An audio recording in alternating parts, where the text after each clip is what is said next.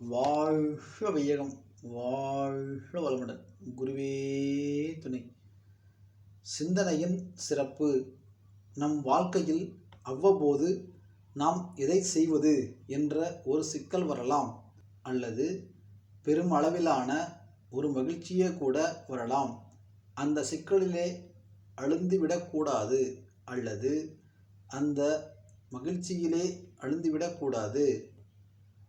இந்த சிக்கலிலிருந்து விடுபட வேண்டிய வழி என்ன என்று நினைத்தாலே போதும்.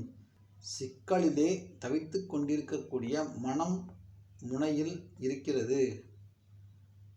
அந்த மனதின் அடியிலே இறைவன் இருக்கிறான். அவன் சிக்கலை தீர்த்து வைப்பதற்கு தயாராக இருக்கிறான். அவன் பக்கம் திரும்புவதற்கு வழி காண வேண்டும் என்று சொல்கின்றேன். சிந்திக்கின்றவர்கள் அதை காணுகின்றார்கள். சிந்தனைக்கு என்று திரும்பினாலே போதும், மற்றதையெல்லாம் அவன் பார்த்து கொள்வான்.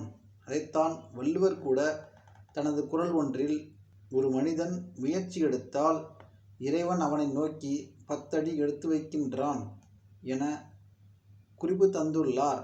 அது உண்மைதான்.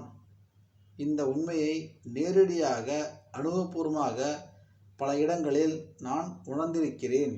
அருள் தந்தை வேதாத்ரி மகரிஷி அவர்கள்.